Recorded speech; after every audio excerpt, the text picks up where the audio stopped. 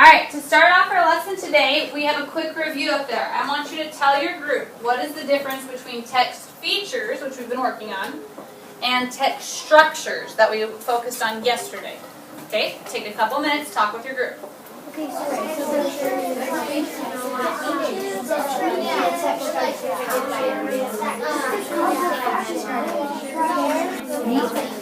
Alright, look up here please. Okay, text features, okay, are those ones that we made our posters out of, okay? They're things like headings, labels, bold print, indexes, maps, graphs. Text structures are the ones that we have back there and we reviewed yesterday. That's how the author structured the piece of writing. Okay, remember, I like to remember because when I think of structure, I think of a house. Okay, a house has to have structure, right, or it's not a house. And think of, remember in the video when I talked about a house, if it doesn't have a plan when you go to build it, is it going to be a good house? No, okay? So same thing with the writers. It's the writer's plan on how to do their writing, okay? Don't worry about that right now.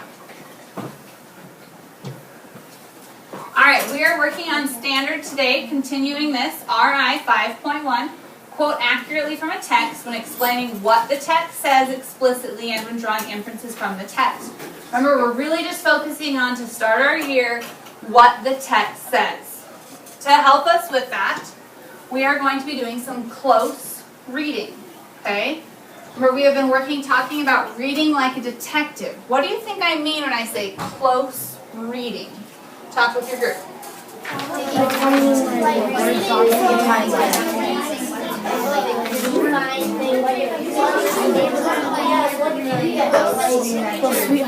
Five, four, three, two, 1, 0.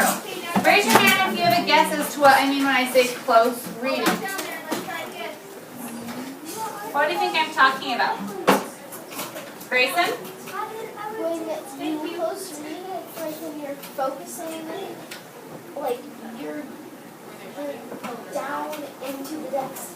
You're feeling the text run through your brain, and you're making sure that you're reading every single word, letter, and making sure that like the text features and the everything. Yeah, so do you think if we're reading closely, I'm just going to read it one time, put it away, and be done with it? No. Probably not. Close reading takes a lot of practice. So, I've got 4 different steps for the close reading we're going to practice, okay? The first step, whenever we're doing a close reading, is you will read independently without any assistance, okay? So I'm going to pass out an article in a second. The first thing we're going to do with it is you are going to read it completely independently. Okay, when that's reading in my classroom, I like for us to what's called whisper read. Some of you have practiced this in your reading groups. It's when you whisper so quietly that only you can hear it. The reason I ask you to do that is because it keeps you focused and it allows you to practice your fluency. Fluency is when you read something out loud, okay? So I know some of you are really good readers and you like to read in your head, but that's not practicing your fluency. Okay? So I'd like for everyone to whisper read.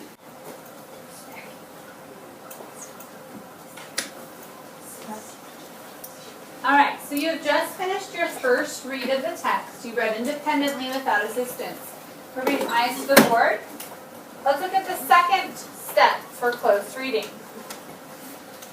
There's a pencil by it because number 2 is I read and you mark up the text.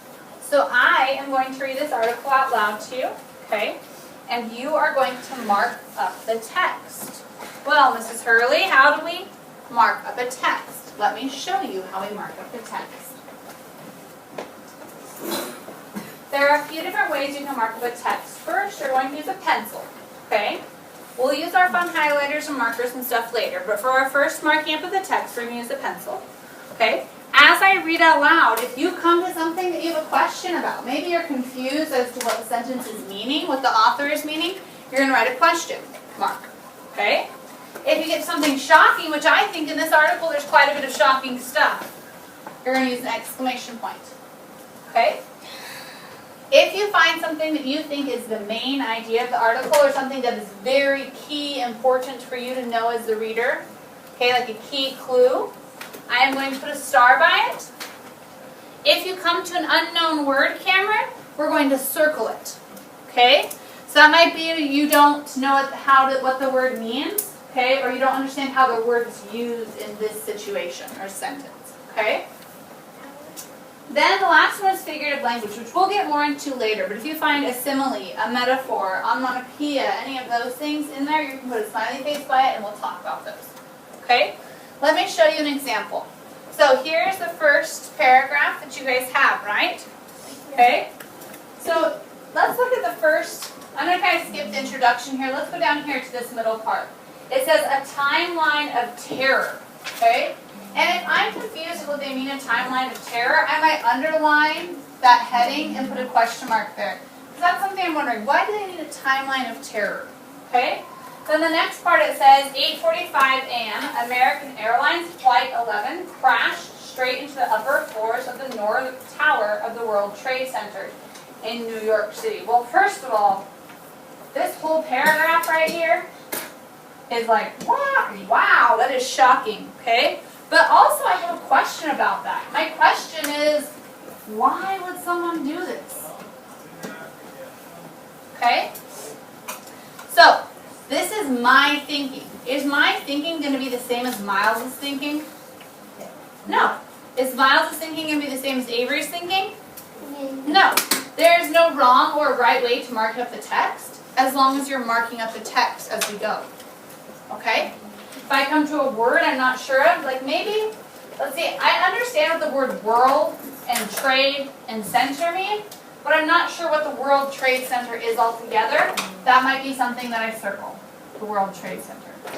I'm kind of just confused as to what the World Trade Center is. Okay? Understand how to mark up the text? Are you ready to try it? Okay, let's try it. Get your pencils ready so you can follow along as I read the text. September 11th, 2001. Wait for everybody to have a pencil. Last heading, prevention, question mark. Could September 11th have been prevented? Theories will circulate forever, and we will probably never know for sure. But one interruption in the chain of events.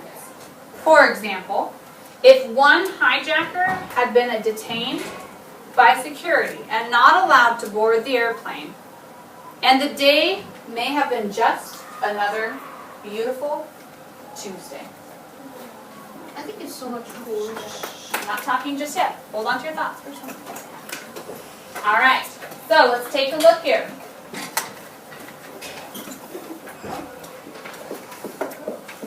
We read independently without assistance.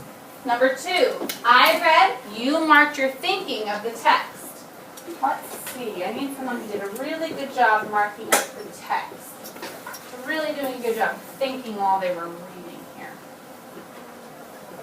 Jada, why don't you come up here? I want you to pull out this third little picture here. See what our next step is.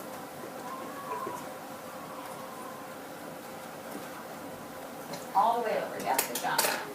Number 3 says, discuss the text and your markings with your group. Okay? So I'm going to give you 2 minutes. Just 2 quick, actually we'll do 1 minute. 1 minute here, okay, to talk with your group about the text and the markings that you marked and why you marked them. Go ahead. I'm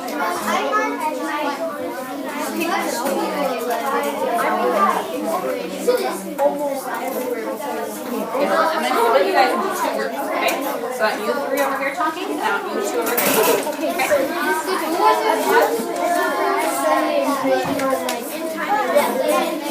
Okay? No, yourself first.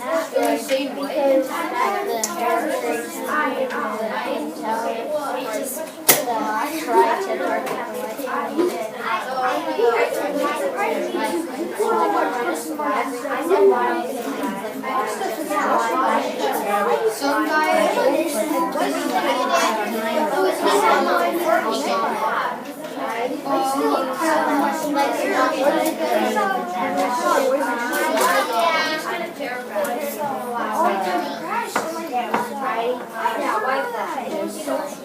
5, 4,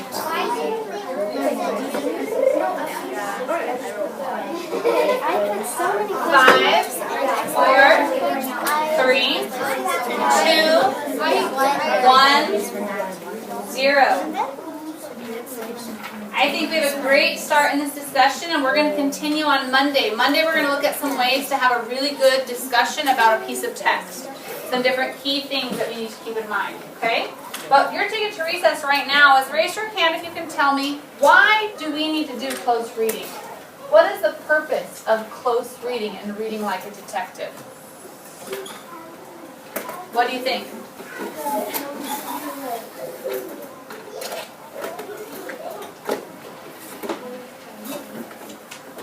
Come back to you in a second. Okay, I'll just do a couple here. Why do we need to do close reading, Highland? So we understand the text. So we understand the text more, right? Okay, if we just read something once, we're not going to get a very good idea. We've got to read it lots of times and do lots of discussion about it. Did you remember? Yeah, we might miss something, so we need to go slow, reread it a couple of times. Last little bit for close reading, so you can head to recess. What do you think, Elena? I think because when you close read, the second time you do it, you might not understand something.